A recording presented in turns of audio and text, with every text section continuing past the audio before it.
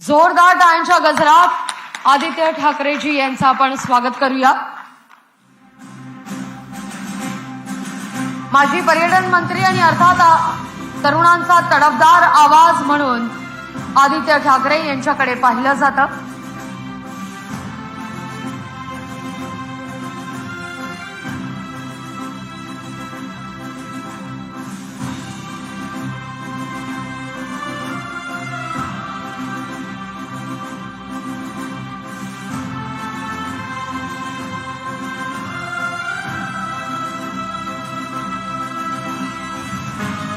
मी विनंती करते आदित्यजी यांना त्यांनी व्यासपीठावर यावं।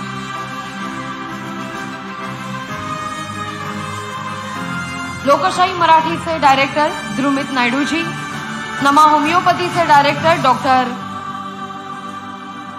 रघुप्रसाद मोरे यांना देखील मी विनंती करते की त्यांनी आदित्य ठाकरेजी यांना सन्मानित करावं।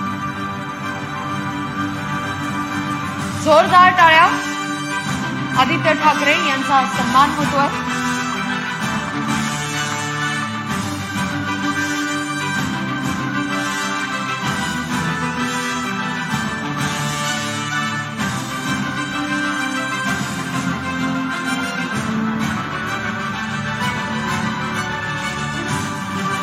तर लोकशाही मराठीचा सन्मान चिन्ह देऊन लोकशाही मराठीचे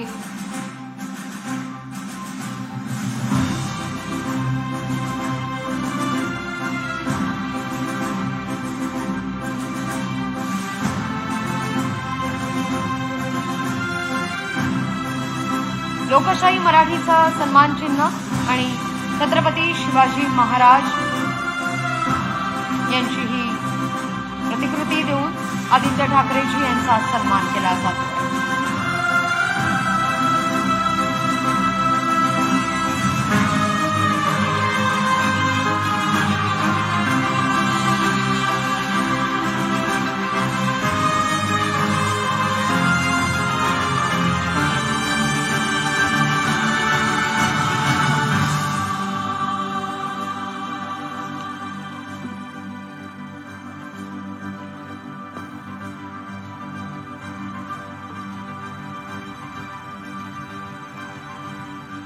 अर्थात ज्याची सगळ्यांनाच प्रतीक्षा होती त्या चर्चेला आता सुरुवात होतीये।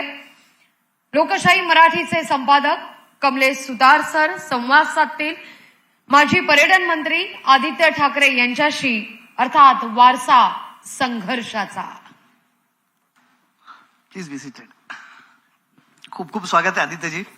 धन्यवाद। हा फोन तुमचा आहे की आधी विसरून गेलेत? नाही हा माझा आहे। नाही तर बघता येईल काय आधीचे कॉल्स कुठचे?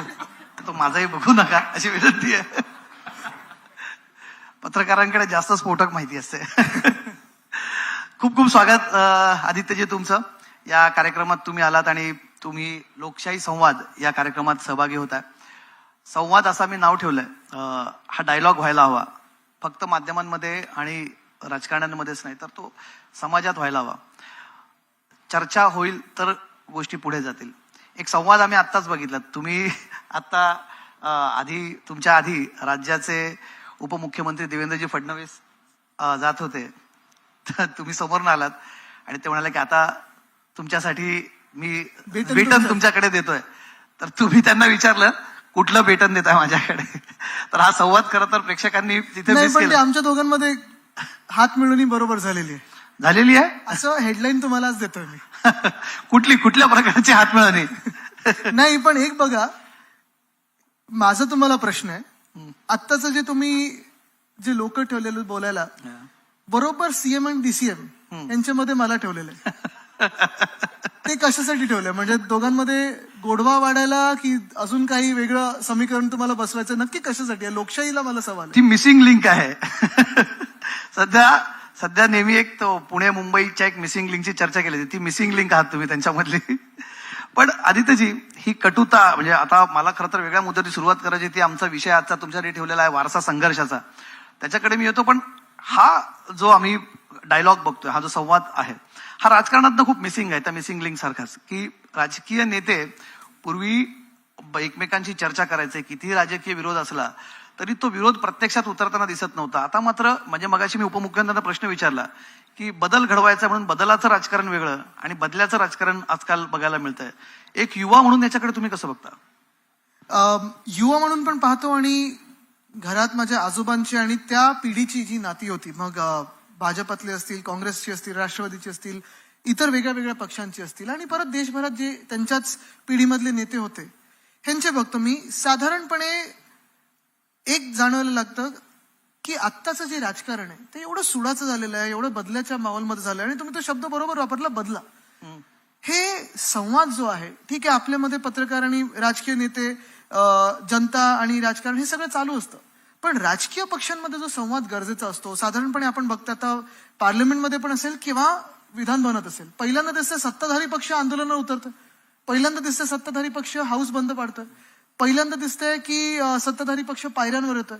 हे जे एक वातावरण झाले ना की कॅरेक्टर असॅसिनेशनचं किंवा बदल्याचं किंवा कोणातरी टार्गेट करायचं, हे फार विचित्र आणि वाईट आहे. हे कधीच मी आधीच्या पिढ्यांमध्ये बघितलं नाही. म्हणजे माझे वडील आणि मी, आता आम्ही ह्या जनरेशनमध्ये जिथे काम करतो, उद्धव साहेब आणि मी, तेव्हा आम्ही जी लोक पाहिलेली त्यावेळी, म्हणजे अक्षरशः तुम्हाला आपल्या समोर किती उदाहरण आहेत. म्हणजे हिंदू सम्राट बाळासाहेब ठाकरे आणि पवार साहेब, वाजपेयी साहेब आणि पवार साहेब असतील, महाजन काका असतील, सगळेच आम्ही सगळे एक ती पिढी बघितलेली आहे. ह्यांचाच जो डायलॉग असायचा की ठीक आहे, राजकारण एका राजकीय स्टेजसाठी असतं, मंचासाठी असतो, पण कधी पर्सनल लाईफमध्ये ते एक काय बोलतात त्याला, भिंत उभी नाही केली त्यांनी. मैत्री जपली, एकामेकांना नेहमी मदत केली. जे जनतेचे मूलभूत प्रश्न होते त्याच्यावर विचार एकाने मांडला, दुसऱ्याने मांडला. विचार वेगवेगळे असू शकतात, पण चांगला विचार निवडून पुढे कसं जायचं त्याच्यात, ही एक जी भूमिका होती ती आज मिसिंग दिसते. पण मी संपेल कशी कटुता? म्हणजे हा जो कॉन्स्टंट जो वार प्रतिवार होत राहणार आहे, हे संपणार कसं राजकारणात? नाही, एकंदर जर तुम्ही पाहाल ना तर उदाहरण द्यायचं झालं तर हे 40 लोकांचं, जशी ते वागणूक आहे, जशी ती भाषा आहे, जसे टेबलावर चढून नाचतात काय राजीनामा मुख्यमंत्र्यांनी दिल्यानंतर, ही कटुता एक वेगळी आहे. पण ह्या लोकांबरोबर तुम्ही रिलेट तरी करू शकतात का? हे असे राज्यकर्ते बनू शकतात का? म्हणजे काल पण मी भाजपला प्रश्न विचारला की भाजपा नेहमी एक पार्टी विथ द डिफरन्स, इतर राज्यांमध्ये बघितलं तर भ्रष्टाचाराच्या विरुद्ध, डायनेस्टीच्या विरुद्ध वगैरे वगैरे त्यांचे पोल प्लॅन्स असतात. मग राज्यामध्येच महाराष्ट्रावरच काय एवढा राग आहे की तुम्ही अशा 40 लोकांना, ज्यांनी संविधानच पूर्ण बाजूला टाकलेलं आहे, आता हे काय ते जाऊन ग्राउंडवर गोमूत्र काय शिंपडून येतात वगैरे, हे सगळ्या ज्या गोष्टी चालतात, अशा लोकांना तुम्ही पाठिंबा देऊ कसे शकतात? म्हणजे एका बाजूला प्रचार वेगळा आणि सरकार बसवण्यासाठी तुम्ही काही करू शकता, हे असं कशी वागणूक, ह्या दुटप्पी वागणूक कशी? पण मग ज्या प्रकारे टीका तुमच्याकडनं केली जाते, पक्षाकडनं केली जाते, मग ते 50 खोक्यांचे आरोप असतील किंवा इतर वेळेस आपल्या पक्षाच्या काही नेत्यांकडनं वापरली जाणारी भाषा असेल, आरोप हाच होतो की दोन्हीकडनं समोरासमोर इक्वली कटुता आहे ना? नाही बघा, ह्याच्यात कटुतेची गोष्ट एकच आहे. जेव्हा 2014 मध्ये त्यांच्याकडून युती कुठली गेली किंवा तोडली गेली, तेव्हा पण आम्ही हिंदूच होतो. हिंदुत्ववादी पक्षाबरोबरच तुम्ही युती तोडली, हिंदुत्ववादी पक्षालाच फोडण्याचं काम करताय, हिंदुत्ववादी पक्षच संपवण्याचा प्रयत्न करताय, हिंदुत्ववादी परिवारच तुम्ही संपवण्याचा प्रयत्न करताय. म्हणजे एक तुम्ही हिंदुत्वावर बोललात तर तो विषय झाला, दुसरा विषय झाला 50 खोक्यांचा. हे आम्ही ना जनतेकडून आलेलो आहे. आता अनेक वेगळ्या वेगळ्या मंडपांमध्ये असेल, सभा समारंभामध्ये असेल, 50 खोके हे ऐकू येतं, पण त्या 40 मधून एक तरी बोलले का 50 खोक्यांना हात नाही लावलाय? आणि मूळ गोष्ट हीच आहे की हे आम्ही बोललेलोच नाही, हे जनतेकडून येत आहे. जनतेची भावना आहे की तुम्ही सगळं काही मिळून, म्हणजे एवढीसारखं खातं मिळवून, पक्षात जी काही पदं येतील ती तुम्हाला पहिली देऊन, सगळं तुम्हाला मान सन्मान करून, जर तुम्हाला ज्या व्यक्तीने घडवलं त्या व्यक्तीला बरं नसताना त्याच्या पाठीत खंजीर खुपसून तुम्ही निघून जाता एका पदासाठी आणि स्वतःला वाचवण्यासाठी, ही मला वाटतं आता एक ते कॅरेक्टरिस्टिक झाले लोकांचं. आणि ह्यांच्या बरोबर मग कसं वागणूक आपली कशी असायला पाहिजे, वागायचं कसं, बोलायचं तरी काय, हा एक प्रश्न पडतोच ना. कारण माणुसकीच विसरून जो माणूस फिरायला लागलेला आहे, त्याच्याबरोबर नक्की काय बोलू शकता तुम्ही? पण ते त्यांच्याकडनं नेहमी वारंवार असं डिफेन्स दिला जातो की आम्ही त्यांचं म्हणणं की भूमिका जी घेतली ती पक्ष वाचवण्यासाठी घेतली आहे आणि पक्षात कुठेतरी आमचं ऐकलं जात नव्हतं, एक हाती कारभार सुरू होता, वेळ दिला जात नव्हता. ते सगळे आरोप वारंवार त्यांच्याकडनं केले जातात. असं काही निश्चित घडत होतं? कारण वारंवार तोच आरोप आहे. जे लोक एवढे खोटे बोलतात त्यांच्यावर एक काडी मात्र पण विश्वास ठेवू नाही शकत. कल्याणमध्ये हेच रडलेले स्टेजवर जाऊन की आता भाजप बरोबर बसू नाही शकत, मांडीला लावून बसू नाही शकत, मी राजीनामा देतो. 2.5 वर्ष जी काही पदाची मजा घ्यायची होती ती घेतली. मग जेव्हा 2 त्यांचे पीए वगैरे एकदम गायब झाले, तेव्हा एकदम पक्ष आणि हिंदुत्व आठवलंय ना. पण हिंदुत्वाचा मुद्दा निघतो त्या वारंवार शिवसेनेला या गोष्टीवर टार्गेट केलं जातं की तुम्ही हिंदुत्वाच्या भूमिकेपासून लांब गेला आहात, हिंदुत्वाची भूमिका पूर्वीसारखी आक्रमक राहिलेली नाही. हे तुम्हाला आरोप मान्य आहेत? आमचं हिंदुत्व आणि भाजपच्या हिंदुत्वामध्ये जमीन आसमानाचा फरक आहे. आमच्या हिंदुत्वात सगळ्यांना सोबत घेऊन चालणं हे आमचं हिंदुत्व आहे. कुठेही जातीपातीचं हिंदुत्व नाही आमचं. कोणी काही खातं त्याच्यावरनं व्यक्तीला आम्ही जाळत नाही कधी. कोण काय करतं त्याच्यावरनं मॉब लिंचिंग नाही करत. कोण कुठच्या रंगाचे कपडे घालतात त्याच्यावरनं मॉब लिंचिंग नाही करत. आणि आमचं हिंदुत्व स्पष्ट आहे. रघुकुल रीत सदा चली आहे, प्राण जाय पर वचन न जाय. आम्ही राजकारणासाठी कधी हिंदुत्व केलं नाही, स्वार्थीपणासाठी हिंदुत्व केलं नाही. जे केलंय ते लोकांसाठी केलेलं आहे. अयोध्येला एकदा नाही दुसऱ्यांदा तिसऱ्यांदा जाऊन देणारे मुख्यमंत्री त्यावेळीचे आणि नेते हे उद्धवसाहेब ठाकरे होते. आपल्याला आठवत असेल त्यावेळी अयोध्येचा संघर्ष सुरू होता. आता कोणी जाऊ शकतं दर्शनाला. आता मंदिर बनतंय. सुप्रीम कोर्टाने निकाल दिला आणि मंदिर बनतंय. पण त्यावेळी संघर्ष सुरू असताना आम्ही गेलेलो. दुसरी गोष्ट म्हणजे सोपी गोष्ट आहे, इथेच नवी मुंबईकडे जिथे आपलं एमटीचं लँड होतोय तिथे एमटीएचएल उतरलं डावीकडे मला वाटतं 10 एकरची जागा आपण तिरुपती टेम्पल ट्रस्टला दिलेली. स्थगिती ह्या सरकारने आणले. हे यांचं हिंदुत्व आहे. अनेक मंदिरांना मी एमटीडीसी मधून आणि पर्यटन मधून डागडुजीसाठी आणि सुशोभीकरणासाठी फंड दिलेला. प्रत्येकावर स्थगिती ह्यांनी दिलेली. हे यांचं हिंदुत्व आहे. तर मुळात ह्यांचं हिंदुत्व हे मतांसाठी आहे. आमचं हिंदुत्व हे लोक जोडण्यासाठी आहे आणि लोकांना पुढे नेण्यासाठी. रामराज्याचं आमचं हिंदुत्व, त्यांचं रावण राज्याचं. नाही, पण तुमचा हा असं अनेकांचं म्हणणं आहे आणि तुमच्यावर तो आरोप आहे की न्यू फाउंड हिंदुत्व आहे तुमचं. म्हणजे पूर्वी शिवसेनेची भूमिका काय होती, मधल्या काळात ती किती आक्रमक राहिलेली आहे, कुठल्या विशिष्ट समुदायाबद्दल राहिलेली आहे, त्याच्याकडनं आता पुन्हा एकदा प्रबोधनकारांच्या हिंदुत्वाकडे आपण जाणं. हा एक त्यांचं म्हणणं की नवीन शिवसेनेने हा new found love for Hindutva, वेगळ्या मग तुम्ही हिंदुत्वाचा. आम्हाला सांगते की लोक जाळायला पाहिजेत का आपण? नाही, पण हे मुळात मुद्दा शिवसेनेचा हा येतो ना की तुम्ही राज्यकर्ते म्हणून, शासनकर्ते म्हणून तुम्ही जेव्हा इलेक्ट्रिसिटी देता, कोणाला पाणी देता, कोणाला नीट काही सेवा देता, बस सेवा असेल, जातपात धर्म बघून तुम्ही नाही देऊ शकत. तुम्हाला सगळ्यांना तोच कायदा, समान कायदा आणि हाच तुम्हाला सगळं द्यायला लागणार आहे. मुळात गोष्ट हीच राहते की हिंदुत्व हे माझ्यासाठी आहे. आणि हिंदुत्व जसं मी सांगितलं की हृदयात राम आणि हाताला काम, हे हिंदुत्व महत्वाचं. आज तुम्ही बघताय की आपल्या देशात चर्चा जी सुरू आहे, तुम्ही देशभरात बघा चर्चा कुठची सुरू आहे. जातीवरनं चर्चा सुरू आहे, धर्मावरनं चर्चा सुरू आहे, वादावादीची चर्चा सुरू आहे, जिल्ह्यामध्ये वाद, तालुक्यामध्ये वाद. नुसतं एक स्मोक स्क्रीन तयार केलेलं आहे. का? तर महागाईवर कोणी बोलू नये, बेरोजगारीवर कोणी बोलू नये, तुम्ही जे मूलभूत विषय आहेत, पाणी टंचाई असेल त्याच्यावर कोणी बोलू नये, गॅसचे प्राइस वाढतात त्याच्यावर कोणी बोलू नये, हे जे विषय आहेत, सिलेंडरचे प्राइस वाढतात त्याच्यावर कोणी बोलू नये. हे जे विषय आहेत ना त्याच्यावर आपण भांडतोय कशावर ना? 100 वर्षापूर्वी कोण काय बोललं, कोणचा राजा कोण काय बोललं, हे योग्य होतं नाही होतं, हे सगळं ठीक आहे. त्यांनी त्यांचं जे काही आपल्यासाठी करायचं होतं ते केलेलं आहे, म्हणून तर आपण आज इथे आहोत. पण आपल्या पुढच्या पिढ्या काय विचार करणार की तुम्ही जेव्हा त्या सत्तेत होतात किंवा त्या खुर्चीवर होतात तेव्हा तुम्ही लोकांना भांडत ठेवलं, तुम्ही वेगळे स्मोक स्क्रीन निर्माण केलेत, पण तुम्ही आम्हाला काय दिलं, स्वतःसाठी काय केलं आणि पुढच्या पिढीसाठी काय केलं, हा विचार कोणीच करत नाही. पुढच्या पिढीसाठी कोण भांडते मला सांगा आज? नाही, पण तुम्ही सुद्धा मग त्यांना विरोध करताना नॅरेटिव्ह तुमच्याकडनं पॉलिटिकलच सेट केला जातोय, लोकांच्या मुद्द्यांवर कुठे विरोध केला जातोय. म्हणजे तुमचा जो आजचा विरोधाचा मुद्दा आहे, तुमच्या लेटेस्ट 3 सभा जर आपण काढल्या, वज्रमुठ सभा असतील किंवा व्यक्तिगत सभा जर असेल, खेडला झाली असेल किंवा इतर ठिकाणी झालेल्या सभा असेल, त्याच्यामध्ये टार्गेट तर पॉलिटिकलच आहे ना. म्हणजे असं होतंय लोकांमध्ये. आदित्यजी, तुम्ही युवा आहात म्हणून हा प्रश्न तुम्हाला मी विचारतोय आणि तो माझ्या आतनं येणारा प्रश्न आहे. आणि मी ज्या युवकांशी बोलत असतो त्यांच्याशी बोलताना विषय जाणवतो की राजकारणी लोक हे त्यांच्याशी संबंधित विषयावरती चर्चा करतात, त्यांचा पॉलिटिकल नॅरेटिव्ह त्याच्या भोवती असतो, आमच्या विषयांबद्दल कोणी बोलत नाही. तुम्ही सुद्धा आता आरोप जो करतायत की आमच्यासोबत गद्दारी झाली, खोक्याचं राजकारण आहे, अमुक झालं, पण लोकांच्या विषयांना हा विषय लोकांचा आहे ह्यासाठी कारण आपण पाहत असेल गद्दारी होण्याच्या आधी आणि आमचं सरकार जेव्हा पाडलं गेलं ही गद्दारी करून, हे होण्याच्या आधी महाराष्ट्र एक पुढे वेगळ्या वेगाने चाललेला. आपल्याला आठवत असेल 2.5 वर्षामध्ये साधारणपणे नोव्हेंबर 2019 पासून जून 2022 पर्यंत जेव्हा महाविकास आघाडीचं सरकार होतं, पहिली गोष्ट म्हणजे सगळ्या धर्मांना जातींना सोबत घेऊन हिंदुत्ववादी शिवसेना असेल, काँग्रेस असेल, राष्ट्रवादी काँग्रेस असेल, इतर मित्र पक्ष असतील, लोकशाहीचे सरकार असायला पाहिजे. म्हणजे असं म्हणत नाही की तुमचं सगळ्यांचंच सरकार, तुमचं आमचं सगळ्यांचं, लोकशाहीसाठी जे महत्वाचं सरकार आहे, सगळे आवाज घेऊन पुढे चाललेलो आणि त्याच्यातून योग्य जे होतं ते करत होतो. शेतकऱ्यांसाठी जी कर्जमुक्ती आपण त्यावेळी केली ती लोकांपर्यंत पोहोचलेली. आज पण तुम्ही जाऊन शेतकऱ्यांना विचारा, प्रत्येक गावात शेतकरी सांगतात की उद्धव साहेबांनी जी कर्जमुक्ती दिली ती पोचली, त्याच्या आधीच्या सरकारने दिलेली आणि नंतरच्या सरकारने दिलेली फसवी कर्जमुक्ती होती ती पोचली नाही. दुसरं जर आपण पाहिलं, जेव्हा जेव्हा कुठचीही आपत्ती आपल्या राज्यावर आली, मग गारपीट असेल, अवकाळी पाऊस असेल, सततचा लागणारा पाऊस असेल, कुठची कीड असेल, काही असेल, वादळ असेल, नुकसान भरपाई जी होती ती पंचनामे तिकडच्या तिकडे केले गेले आणि नुकसान भरपाई आपण त्या लोकांपर्यंत पोहोचवली, हातात दिली. तिसरी गोष्ट जर उद्योग क्षेत्र बघितलं तर उद्योग क्षेत्रामध्ये 6.5 लाख कोटी एवढी गुंतवणूक आणली. मध्यंतरीच्या काळात मला वाटतं आत्ताचे जे उद्योग मंत्री आहेत त्यांनी आम्हाला चॅलेंज केलेलं, 1-2 न्यूजपेपर्सनीच आमच्या काळातले सगळे उद्योग काढले. ह्यांचे उद्योग वेगळे असतात, पण आम्ही जे उद्योग ह्या राज्यात आणले त्याचं पूर्णपणे अनालिसिस केलं. 93% उद्योग हे ट्रान्सलेट झालेत, भूमिपूजन झालेत, काम सुरू झालेली आहेत. आता काय बघतोय आपण, बदली पोस्टिंगसाठी IAS IPS ऑफिसरसाठी पैसे मागितले जातात.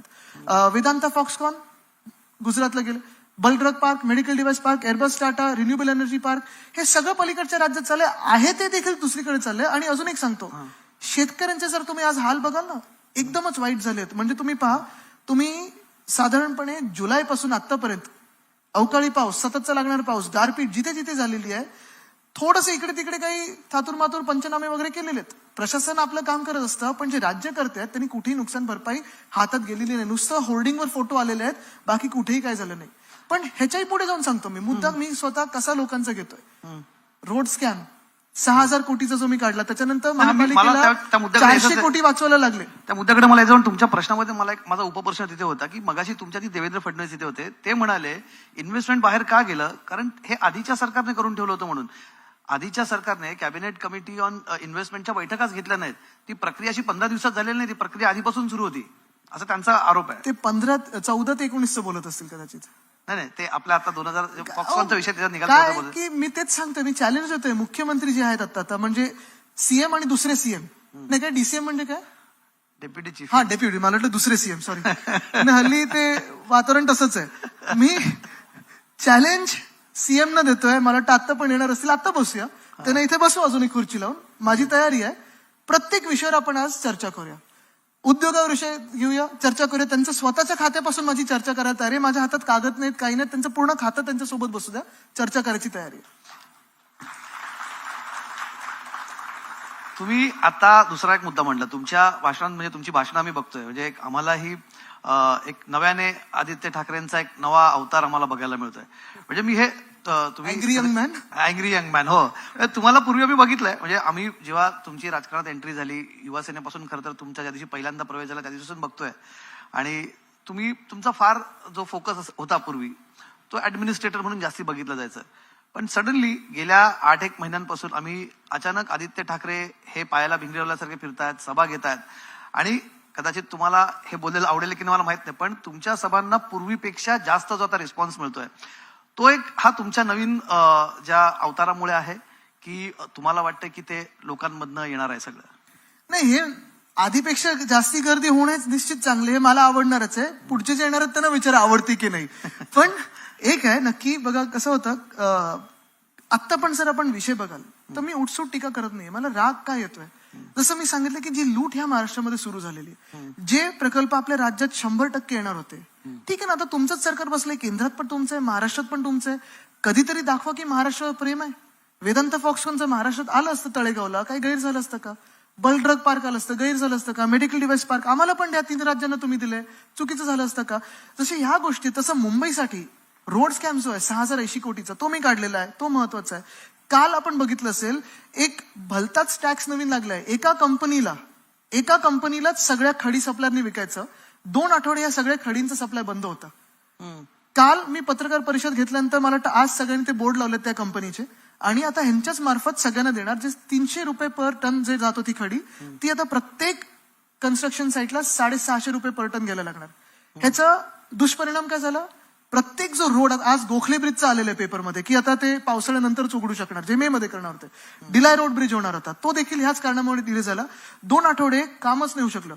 खडी बंद, रेती बंद, ऍग्रिगेट ज्याला आपण बोलतो, ग्रॅव्हल वगैरे. दुसरं म्हणजे प्रत्येक कॉन्ट्रॅक्टर तुम्हाला एस्केलेशन मध्ये किंमत जास्ती लावणार. पैसे जातात कोणाचे? जनतेचे, मुंबईकरांचे, तुमचे आमचे सगळ्यांचे. वेळ कोणाचा वाया जातोय? तुमच्या आमचा सगळ्यांचा वेळ वाया जातोय. मजा कोण करते? काही ह्यांचे ठराविक बिल्डर, काही ठराविक कॉन्ट्रॅक्टर, आणि मुख्यमंत्र्यांचे जे निकटवर्गीय ज्यांनी ही कंपनी पुढे आणलेली आहे ते. आता मुळात अजून एक मला प्रश्न काल पडला, तो पहिल्यांदाच मी टीव्ही समोर बोलतोय. काल रात्री मी सहज ट्विटरवरनं बघत होतो की कोणी कोण रिट्वीट केलं, आणि कोण शिव्या देतं हे मी जास्ती बघत असतो, थोडी एक एनर्जी मिळते त्यांनी मला. तर शिव्या कोण देतंय? तर महाराष्ट्रातल्या भाजपचं कोणी नाही. उत्तर प्रदेशमधल्या भाजपचे 1-2 मंत्री, एक वक्फ बोर्डचे कोणतरी अध्यक्ष आहेत, ते मला कळतच नाही. जर मी महाराष्ट्राच्या गद्दार सरकारबद्दल बोललोय आणि काल भाजपला विचारलं मी की तुम्ही यांना पाठिंबा का दिला, मी भाजपवर टीका केली नाही. महाराष्ट्र भाजप काही नाही का बोललंय, पण मग युपी भाजपचं हे सरकारचं अधिकृत भूमिका आहे का की या भ्रष्ट सरकारला किंवा हे जे काल भ्रष्टाचार जो पुढे आणलाय त्याला पाठिंबा देणं, हा एक मोठा सवाल पडतोच ना. मला तरी वाटत नाही योगीजी असं काही त्यांच्या राज्यात होऊ देतील. मग आपल्या राज्यात कशासाठी? पण तुमचे इश्यूज तुम्ही जाता हा कळीचा विषय काढला. मागे तुम्ही रस्त्यांच्या कामातला भ्रष्टाचाराचा मुद्दा काढला होता. पुन्हा आरोप हाच होतो की तुम्ही टार्गेटेड आरोप करतात की फक्त बीएमसी पुरते ह्या निवडणुकांच्या संबंधित सगळे. नाही, मी नागपूरमध्ये नांदगाव बद्दल पण बोललो. तिथे ऍश पॉन्ड होता, तो मी 750 एकर तिथे स्वतः जाऊन क्लीन करून आलो. 8 फुटाची ऍश ही आपण 750 एकर मधून काढली. ती रस्त्यांसाठी वगैरे, तर गडकरी साहेब वगैरे जे बोलतात फ्लाय ऍशची गरज आहे तिथे आपण दिली. परत तो नांदगावचा ऍश पॉन्ड सुरू करतात असं माझ्या कानावर ऐकू आलं. पुण्यामध्ये जा तुम्ही, तिथे देखील वेताळ टेकडीचा जो प्रोजेक्ट आहे, मंत्री असताना मी तो थांबवलेला, तो हे लोक परत सुरू करतात. लोकांचा विरोध असून रिव्हरफ्रंट डेव्हलपमेंट, मुळामुठाचं जे डेव्हलपमेंट करतात, नक्की सुशोभीकरण झालं पाहिजे, स्वच्छता झाली पाहिजे, पण त्याचा स्विमिंग पूल करून उपयोग नाहीये, कॉन्क्रिटीकरण करून उपयोग नाही आपल्याला. मुळात जे स्थानिक लोकांना हवंय ते करणं गरजेचं. आणि सरकारमध्ये लोकांसमोर, मी अगदी बोलणार नाही झुकून, पण सोबत बसून त्यांची जी मनस्थिती आहे ती ऐकण्याची ताकद आणि क्षमता पाहिजे. आता पण जे ह्या रिफायनरीवरनं चाललेलं आहे, रिफायनरीमध्ये हाच होता. नाणारला विरोध का होता, तर लोकांचा विरोध होता. दुसरा प्रयोग काय होता, बारसूद कदाचित न्या. पण माझी पहिली अट हीच होती त्या कंपनीला की पहिलं जाऊन तुम्ही जे सोबत जे तुम्हाला पाठिंबा देतात तिकडचे स्थानिक लोक आणि जे विरोध करतात, दोघांना प्रेझेंटेशन द्या, समजून सांगा की काय येते तिथे, आणि तरच प्रकल्प पुढे गेला पाहिजे. मुळात जे आपण पहिला प्रश्न होता आपला आणि पहिला जो संवाद होता की डायलॉग, आज डायलॉग मिसिंग आहे आणि तिथेच सगळे वाद निर्माण होतात. पण मग हा डायलॉग सगळ्यांमध्येच असायला हवा ना. म्हणजे तुम्ही म्हणतात की पक्षांमध्ये असायला हवा, विरोधी पक्षांमध्ये असायला हवा. विरोधी पक्षांबाबत इतका जर व्यक्तिगत असेल तर मग हा डायलॉग कसा सुरू होणार? आमच्याकडून कुठे होती? 2.5 वर्षात तुम्ही मला सांगा, मी किंवा उद्धव साहेब किंवा आमच्या सरकारने कोणाच्या तडीपाऱ्याच्या नोटिसेस काढल्यात, कोणावर धाडी टाकलेल्या आहेत? तुम्हाला कधी फोन आलेले आहेत की ही बातमी दाखवू नका? किंवा मी 2.5 वर्षामध्ये कोणावर वैयक्तिक टीका, आणि आता पण कोणावर वैयक्तिक टीका केलेलं मला दाखवा. नाही, मगाशी उपमुख्यमंत्री यादीच आमच्या पुढे वाचले की नारायण राणेंना कसं अटक केली किंवा आणखी कोणावरती कशी कारवाई करायची, कुठल्या अभिनेत्रीच्या घरावरती कारवाई करण्यात आली. त्यांचं म्हणणं आहे की हे सगळं सुडाचं राजकारण तुमच्या सरकारमध्ये सुरू झालेलं आहे. मला वाटतं कायद्याप्रमाणे चालणं आमचं काम आहे आणि ते चालू असतं. पण त्यांचं म्हणणं आहे की मग ती सुरुवात मग आता जर तुम्ही राऊत साहेबांची जी जजमेंट आली त्याच्यात जर तुम्ही वाचाल किंवा अनिल देशमुख साहेबांची जी जजमेंट आली ते वाचाल, ते काय होतं मग? तुम्हाला आमच्या अनेक कार्यकर्त्यांना तडीपारीच्या नोटिसेस काढल्या जातात. परवा ते रोशनीताई शिंदेना जेव्हा व्हिडिओ बनवला त्यांनी घटनाबाह्य मुख्यमंत्र्यांच्या विरोधात, तिथे गुंड पाठवले गेले, सीसीटीव्हीवर पूर्ण फुटेज आलेलं आहे. तिच्या पोटात लाथा मारतायत आणि ती माफी मागते, तरी देखील लाथा मारल्या, तिला मारहाण केली. तिने माफीचा व्हिडिओ बनवल्यानंतर पोलीस कोणावर केस टाकतायत? रोशनीताईवर. हा कुठचा कायदा आहे? म्हणजे कायदा सुव्यवस्थेचे एक खच्चीकरण होणं ते एवढ्या पातळीवर होणं. आता तुम्ही बघा, एक मंत्री असे आहेत गद्दार जे सुप्रियाताई सुळेंना भयानक शब्दांमध्ये शिव्या दिलेल्या आहेत. चला, सुप्रियाताई एका पक्षाच्या नेत्या आहेत, खासदार, ते विसरून जा, महिला तर आहेत, हकालपट्टी व्हायला नको होती. दुसरे सुषमाताईंना शिव्या देतात. कसं चालतं आपल्याला? आणि ह्या मुळात मंत्रिमंडळात महिलाच नाहीयेत, मुंबईकरी कोणी नाहीये. पण एक थोडंसं परत मागे जातं. हे सगळी जी परिस्थिती उद्भवली, नेहमी एक सांगितलं जातं की कुठेतरी तुमचं नियंत्रण नव्हतं. तुम्ही म्हणता की आम्ही त्याच्यावरती विश्वास टाकला, पण जनरली एक नियंत्रण असायला हवं होतं. अनेकदा आरोप केला होता की तुम्ही ऍक्सेसिबल नव्हतात, उद्धव ठाकरे ऍक्सेसिबल नव्हते, लोकांना भेटत नव्हते, नेत्यांना भेटत नव्हते, असा त्यांच्यावरती वारंवार आरोप केला जातो. ही कुठेतरी हा जो कम्युनिकेशन गॅप होता तो वाढत गेला पुढे आणि ही सगळी परिस्थिती उद्भवली. हे हास्यास्पद आरोप आहेत. म्हणजे जसं आपण पाहिलं असेल, पहिलं फंडापासून सुरू झालं, मग युतीपासून सुरू झालं, मग कधी ऍक्सेसिबिलिटी, कधी हिंदुत्व, कधी काय हे वेगळे गोलपोस्ट शिफ्ट करत राहतात. मुळात जर तुम्ही माझं ट्विटर अकाउंट पाहिलं असेल किंवा ह्यांचं कोणाचं ट्विटर अकाउंट पाहिलं असेल तर आमच्याबरोबर अनेक फोटो प्रत्येक दिवशी असतात आणि ह्याच्यातून अनेक लोक असे जे आम्ही दर दिवशी भेटायचो. आता नावं घेत नाही मी, कारण घ्या ना 1-2 नावं घ्यायची पण नाहीत मला. या मंचावर कळू द्यात लोकांना की जाऊ देत, काय 40 लोकांमध्येच किती फिरून फिरायचं आता. पण मुळात गोष्ट ही आहे की नियंत्रण म्हणजे आता ह्यांच्या फोनवर काही पेगासस सोडायचं का आम्ही? हे काय करत होते हे कळलं होतं. आणि त्या दिवशी पण मी सांगितलं की 20 मेला जेव्हा ह्यांना घरी बोलवलं, हे मान्य केलं त्यांनी, रडले समोर उद्धव साहेबांच्या. पण दिवाळीपासून यांच्या हालचाली का सुरू होत्या? कारण उद्धव साहेबांचं जे ऑपरेशन झालं त्याच्यानंतर दुसरं इमर्जन्सी ऑपरेशन झालं.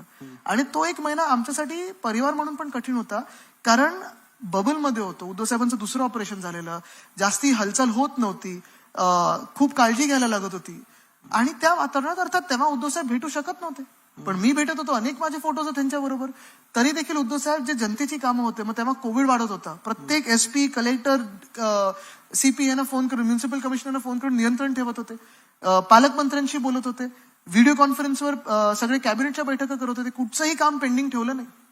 तर हे सगळं थोडं परिस्थिती बघून, ज्या व्यक्तीने तुम्हाला 2000 सालपासून वरती आणले, 2002-2004 पासून तिकीट देऊन, मंत्रीपद देऊन, नगरसेवक पद देऊन, सगळं काही देऊन, थोडं तुम्ही त्या व्यक्तीला समजून नाही घेऊ शकत जेव्हा त्यांना बरं नसतं. एवढा कुठचा स्वार्थीपणा आहे की तुम्हाला त्याचंच पद खेचून पाहिजे, त्याचाच पक्ष पाहिजे, त्याचीच खुर्ची पाहिजे, आडनाव पण त्याचंच घ्यायचं. आता हे कुठचा स्वार्थीपणा, म्हणजे हे माणुसकी विसरलेले रावण राज्यातली लोक आहेत. ही पण तुमच्याकडनं आता परिस्थिती अशी आहे की आम्ही ज्यामुळे ह्या कार्यक्रमाला, तुमच्या सेशनला नाव दिलं वारसा संघर्षाचा, आता पुढची तशी वाट फार सोपी नाहीये आदित्यजी. तुम्ही म्हणता लोक सोबत आहेत, पण तुमच्याकडे आता पक्षाचं नाव नाहीये, तुमच्याकडे पक्षाचं चिन्ह नाहीये, आणि फार मोठा काळ समोर 3 महत्वाच्या निवडणुका आहेत. मुंबई महापालिकेच्या निवडणुका आहेत, लोकसभेच्या निवडणुका आहेत, विधानसभेच्या निवडणुका आहेत. अशामध्ये फक्त लोक सोबत आहेत याच एका गोष्टीवरती, याच एका भरोश्यावर तुम्ही निवडणुकांना सामोरे जाणार आहात? नक्कीच, कारण आम्ही प्रामाणिक आहोत आणि आम्ही जे आहोत, जसे आहोत ते लोकांमध्ये आहोत. आणि आम्ही पळून गेलो नाही, आम्ही सुरतला पळालो नाही, आम्ही गुजरातला पळालो नाही, आम्ही गुवाहाटीला गेलो नाही, आम्ही गोव्याला गेलो नाही, आम्ही गद्दारी कोणाशी केली नाहीये, कोणाच्या पाठीत खंजीर खुपसलं नाही. पण सर्वात महत्वाचं म्हणजे एक जो डायलॉग आहे ना, मेरे पास गाडी है, बंगला है, अमुक तमुक तमुक, हे बोलती लाल दिवा है, महाशक्ती है वगैरे, तुम्हारे पास क्या है? तर मी तेवढंच बोलेन की मेरे पास जनता है, और जनता का प्रेम है, आशीर्वाद है. पण जनता जेव्हा सोबत आणायची असते, तुमच्या पक्षाचे नेते जे खरं तर नेत्यांना आणतात, आम्ही बघतोय दिवसागणिक गेले 8-1 महिने रोज पक्षातनं एक नवा नेता जो कालपर्यंत तुमच्यासोबत असतो, अचानकपणे दुसऱ्या दिवशी त्यांच्यासोबत जाताना दिसतो.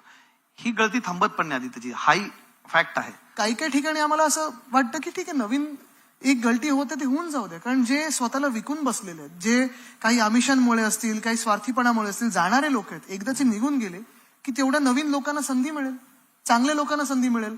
अशी लोक किती जपून ठेवायचे जे स्वतःच्या खिशे भरण्यासाठी असेल, स्वतःच्या स्वार्थासाठी असेल, पलीकडे टुपुक टुपुक उड्या मारणारे, हे VRS घेणारी लोक आहेत. किती दिवस ठेवायचं आहे? नाही, पण मी हे आताच्या लोकांमध्ये, तेव्हा गेले तेव्हा ठीक आहे, एका विचाराने गेले असेल, एका प्लॅनिंगने गेले असेल वगैरे, पण अजूनही तो जो आताची लोक पण बघा, ह्याच्यात 2 प्रकारची लोक आहेत. एक स्वार्थीपणाने जातात, दुसरे लोक एकदमच हे स्वतः. आणि आता कितीतरी उदाहरण आहेत, काही लोक अडून पण बसतात, लढून बसतात. म्हणजे आमचे जे MK मडवीजी आहेत नवी मुंबईचे, मुख्यमंत्र्यांनी स्वतः फोन करून दमदाटी केली, तो रेकॉर्डिंग त्यांच्याकडे, की असं करीन तसं करीन, करायचं ते करा, जे करायचं ते करा, मी राहणार. असे अनेक शिवसैनिक आहेत आणि ह्या शिवसैनिकांना पुढे संधी मिळणार. पण त्यांचं नेतृत्व आता तुम्ही करताय, म्हणजे आता तुम्ही पक्षाचा फेस आहात, तुम्हीच सगळ्या सभा पक्षाच्या फेस हे उद्धव बाळासाहेब ठाकरे आहेत.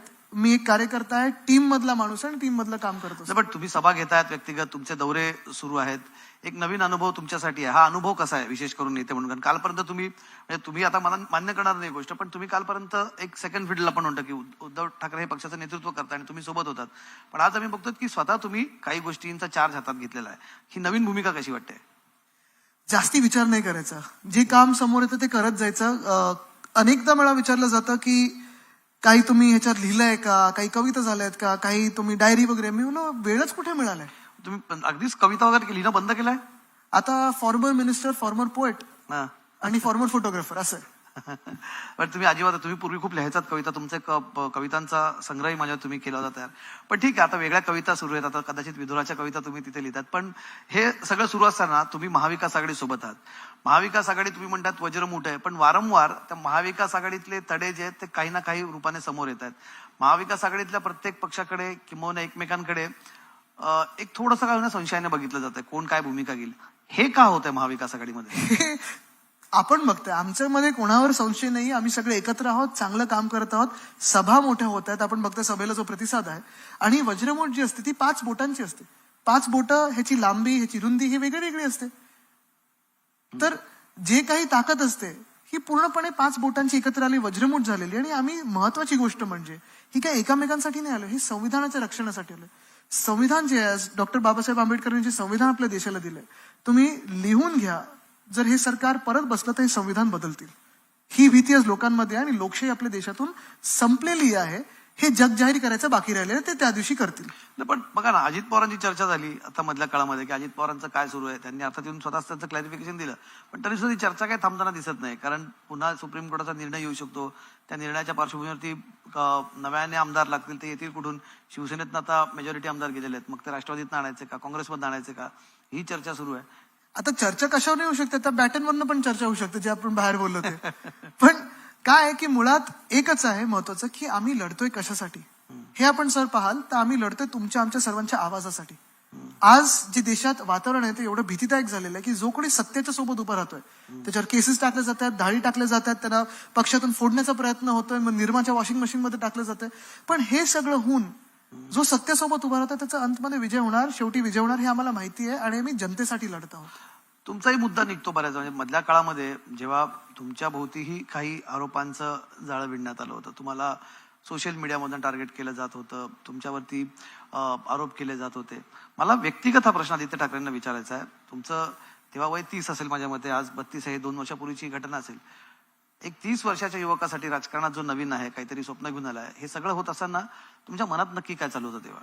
एक निश्चित आहे की तेव्हाचं राजकारण, आत्ताचं राजकारण. दुसरं पण मी जेव्हा बघत होतो, म्हणजे नुसतं माझ्याबद्दल नाही, मी खूप वेळा जनतेचा जसा मी असल्यासारखाच विचार करतो. कारण जोपर्यंत ते आपण विचार करत नाही तोपर्यंत आपण लोकांचा विचार करू नाही शकत. मी जेव्हा लॉकडाऊनच्या वेळी पण पाहत होतो की एका बाजूला उद्धव साहेब रोज डॉक्टर्स बरोबर बैठका 3-3, 4-4 तास चालायच्या, मग पालकमंत्र्यांबरोबर, SP कलेक्टर बरोबर, की काय नक्की केलं पाहिजे, बेड कसे वाढवले पाहिजेत, ऑक्सिजन किती आहे, हे सगळं सुरू असतं ना. विरोधी पक्ष काय करत होतो दुसऱ्या बाजूला?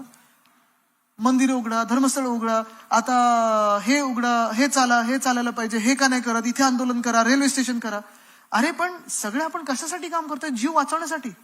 आणि मुळात हेच जे राजकारण मी सांगतोय ना, की तुम्ही काही काही वेळेला राजकारण विसरून बाजूला ठेवून, ठीक आहे तुम्ही राजकारण कसं करायचं ही तुमची पद्धत असू शकते, पण राजकारण थोडं बाजूला ठेवून जनहिताचं काय आहे हा एक विचार करणं गरजेचं. आणि त्याच वेळी मी हा विचार करतो की आज जेव्हा मी तरुण म्हणून थोडा विचार करतो की जे देशात आपलं राजकारण सुरू आहे, मग एक कॅरेक्टर असॅसिनेशनचं आहे, दुसरं बदनामीचं असतं, तिसरं म्हणजे आता जी आम्हाला नावं ठेवली जातात, पप्पू वगैरे, ठीक आहे, मी तर त्या दिवशी पण बोलत, चला छोटा पप्पू नाव ठेवलंय, नो प्रॉब्लेम, तरी मी दाखवतो तुम्हाला मी काय करू शकतो. पण मुद्दा असा आहे की हेच राजकारण आपल्या देशासाठी हानिकारक आहे. कारण गेल्या 7 वर्षात 12.5 लाख लोकांनी आपला देश सोडून दुसऱ्या देशांमध्ये ते तिथे स्थायिक झालेले आहेत. हे टॅक्स पेइंग सिटीजन्स आहेत, हे तुमच्या समाजातले काम करणारी किंवा एम्प्लॉईड लोक आहेत, हे कॉन्ट्रीब्युटर्स आहेत तुमच्या टॅक्ससाठी आणि तुमच्या मॅनपॉवरसाठी. हे लोक दुसरीकडे गेलेले, दुसऱ्या देशाचे नागरिक झालेले आहेत. तसंच आता जर मी कोणाला विचारलं की सध्याचं राजकारण जे चाललेलं आहे, मग तुम्ही बातम्यांमध्ये बघा, तुम्ही आमच्या भाषणांमध्ये बघा, तुम्ही कुठेही बघा, विरोधी पक्ष जसं म्हणजे विरोधी म्हणजे आता जे सत्ताधारी झाले, जी एकंदर वागणूक दिली जाते की तुम्ही तुमच्या विरुद्ध कोणी काही छोटंसं बोललं तरी तुम्ही राजकारणात याल का, हा माझा विषय. मला हाच तुम्हाला प्रश्न विचारायचा की युवकांनी राजकारणात काय व्हावं. सकाळी आमच्या चर्चेच्या दरम्यान आम्ही हाच प्रश्न उपस्थित केला की इथला जो तरुण बघतोय, ज्या प्रकारचं राजकारण सुरू आहे की आरोप केले जात आहेत, पैशांचे आरोप केले जात आहेत, शिवीगाळ केली जाते, कुठे धर्माचं राजकारण सुरू आहे. आपण म्हणतो युवकांनी म्हणजे आता राजकारण, तुम्ही विचार करा 2004-5 दोन्हीकडनं होतंय ना. नाही, मी तुमच्याकडे त्याच प्रश्नाकडे येतो. 2004-5च्या वेळी जे एक थोडं माहोल बनलेलं की youth should come into politics, तरुण लोकांनी पुढे आलं पाहिजे, युवा लोकांनी पुढे आलं पाहिजे. आता 20 वर्षानंतर आज तुम्ही मला प्रश्न विचारताय की राजकारणात युवानी काय यायला पाहिजे. आणि जे माझा एक्सपिरियन्स असेल किंवा अनेक माझ्यासारख्या तरुण लोकांचा एक्सपिरियन्स असेल की पैशाचं राजकारण आहे, बदनामीचं राजकारण आहे, नक्की आहे. आणि एवढं दूषित झालेलं हे राजकारण. आपण आता विचार करायला पाहिजे की ह्या गेल्या 7-8 वर्षामध्ये देश आणि समाज हा पुढे गेलाय की मागे गेलाय. ज्या देशामध्ये तरुणांना असं विचारलं जातं की राजकारणात काय यावं दुसऱ्या तरुणांनी, हा देश पुढे चाललाय की मागे चाललाय, हे आपण विचार करणं गरजेचं. पण तुम्ही त्यात कसं कॉन्ट्रीब्युट कराल हे सगळं बदल? आता मी तर उतरलोय. आता तेच मी सांगतोय तुम्हाला. आता जसं तुम्ही मध्यंतरीच्या काळात मला परत कोणीतरी भेटलं की अरे आदित्य, हे राजकारणासाठी तुम्ही आणि उद्धवजी खूप प्रामाणिक आहात रे, तुमचं काही फील्ड नाहीये. प्रॉब्लेम हा आहे की लोकांना वाटतं की आम्ही खूप प्रामाणिक आहोत किंवा खूप राजकारणासाठी वेगळे आहोत. ज्या मिनिटाला ते वाटायला लागतं ना, तिथे आपल्याला राजकारण सुधारणं गरजेचं असतं. म्हणून तर आम्ही आहोत. पण नाहीतर किती वेळा सांगितलं जातं अरे आदित्य, तू राजकारणात कशासाठी आहे, तुझं फील्ड आहे, तुझं काम नाही, तुम्ही खूप साधे लोक आहात, तुम्ही वेगळे लोक आहात, हे राजकारण खूप वेगळं आहे, हे राजकारण त्याच पातळीला जाऊन करायला लागतं. आहे, पण आम्ही वेगळ्या पातळीचं करतो. त्याला जनता कशी प्रतिसाद देईल हे निवडणुकीत ठरेल. दोन माझे शेवटचे प्रश्न म्हणजे पहिला त्यातला आहे हायपोथेटिकल आहे, जर तरचा आहे. येणाऱ्या काळामध्ये तुम्ही म्हणतात की या सगळ्या कटुता मिटल्या पाहिजेत, अनेक जण म्हणतात की राजकारणात काहीही शक्य आहे. येणाऱ्या काळामध्ये राजकारणामध्ये काहीही शक्यला धरून पुन्हा कधी ती कटुता मिटण्यासाठी किंवा जे सोडून गेलेत त्यांना परत येण्यासाठी दारं उघडी असणार आहेत, त्यांच्यासाठी पुन्हा काही एक स्कोप असणार आहे? एक आहे की अनेक वर्ष मी माझ्या वडिलांसोबत आजोबांसोबत फिरत असताना एक शिकलोय पक्का की जर तरच्या उत्तराला उत्तर द्यायचं, प्रश्नाला उत्तरच द्यायचं नसतं. ते जर तर तसंच ठेवायचं असतं, कारण ते जर तर जेव्हा होईल तेव्हा होईल. पण मागे तुम्ही म्हणालात की दारं उघडी राहणार आहेत, काही लोक परत याच्या नाही, काही काही खिडक्यांतून गेलेत तर परत कसे येणार बघायला पाहिजे. काही गच्चीवरनं उडी मारून गेलेले आहेत, काही खालतून बिळातून गेलेले आहेत, तर ते कसे येतील बघायला पाहिजे. तर काय काय उघडं ठेवायचं आणि ठेवायचं का, हा वाटतं पक्षप्रमुख निर्णय घेतील. ठीक आहे. आणि शेवटचा प्रश्न, गेल्या निवडणुकीला उद्धव ठाकरे काही मुख्यमंत्रीपदाचा चेहरा नव्हते, अचानक राजकीय समीकरणं बदलली, सत्तानाट्य घडलं आणि त्याच्यामध्ये उद्धव ठाकरेंना मुख्यमंत्री व्हावं लागलं किंवा ते झाले मुख्यमंत्री.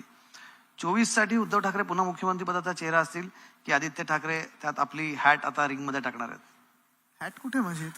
तुम्हाला मी नाही, महत्वाची गोष्ट जसं मी त्यावेळी पण सांगितलं की एक उद्धव साहेबांच्या कधी मनातही नव्हतं की मुख्यमंत्री बनावं.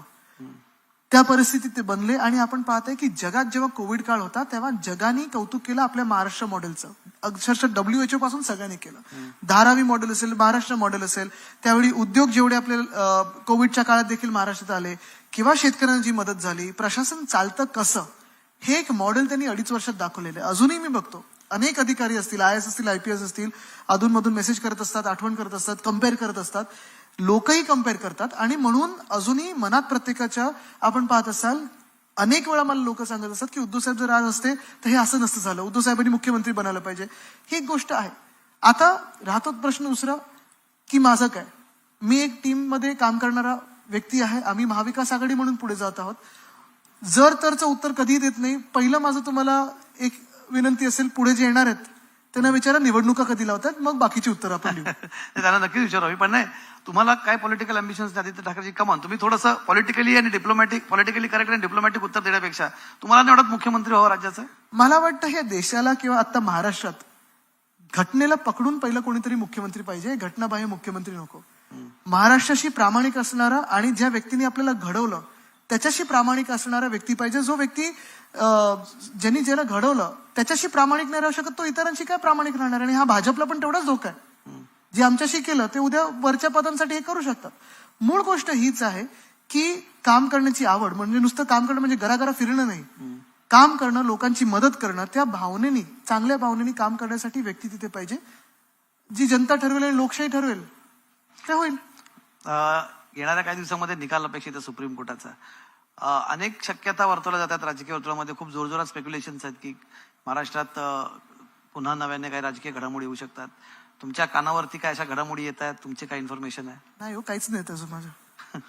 पण वाटतं तुम्हाला सुप्रीम कोर्टाचा निकाल लवकर येणार आहे? असं येणार आहेच? एक आहे, निश्चितपणे यायला हवा. कारण आता 9 महिने आपल्या राज्यात घटनाबाह्य सरकार आहे.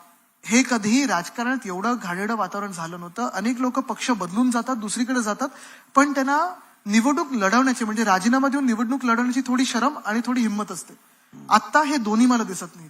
जसं गुंडांचा कारभार चाललाय, म्हणजे महिला अत्याचार वाढत चाललेत, शेतकरी आत्महत्या वाढत चालल्यात, शहर आपण बघतोय ते घाणेरडे कुठे लाईट्स लावून ठेवलेले आहेत, काही चाललेलं आहे. हा सगळा जो कारोबार आहे तो रोखण्यासाठी एक घटनेला पकडून संविधानाप्रमाणे बसलेलं सरकार, जनतेने निवडून दिलेलं सरकार पाहिजे. दुसरी गोष्ट म्हणजे न्यायव्यवस्थेवर आमचा पूर्ण विश्वास आहे. आज जर ही गद्दारी लेजिटिमाइज झाली तर जसं सांगितलं, हा शिवसेनेबद्दल प्रश्न राहिलेलाच नाहीये, हा देशाबद्दल प्रश्न आहे की अनेक राज्यांमध्ये हे अशी घटनाबाह्य सरकार आणि गद्दारी येऊ शकते. उद्या भाजप कोणी क्लेम करेल, उद्या काँग्रेस कोणी क्लेम करेल, उद्या कुठचाही पक्ष कोणी क्लेम करेल आणि कुठचंही पद घेईल. मुळात संविधान आपलं हे सर्वोच्च आहे.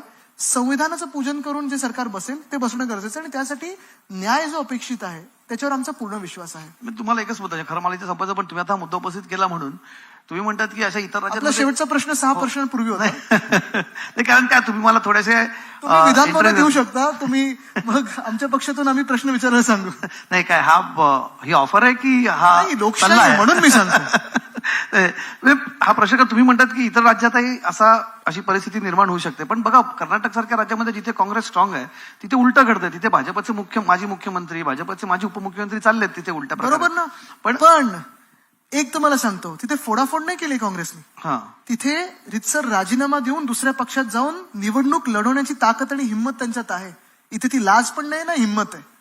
चलो ठीक आहे. ऑन दॅट नोट आदित्य ठाकरेजी खूप खूप धन्यवाद तुमचे. धन्यवाद. हा संवाद Thank खरं you. तर खूपच चांगला झालाय. जो संघर्षाचा वारसा आदित्य ठाकरे यांना मिळालाय, ज्या आजोबांचा वारसा ते घेऊन आज या राजकारणामध्ये आपला संघर्ष करतायत, निश्चितच त्या वाटचालीसाठी आपल्या सगळ्यांच्या शुभेच्छा. हा संवाद कायम राहावा आदित्यजी, यासाठी तुमचे पुन्हा एकदा आभार आणि पुन्हा आपण असेच या संवादासाठी भेटत राहू. लोकशाही परिवारातर्फे तुमचे खूप खूप आभार.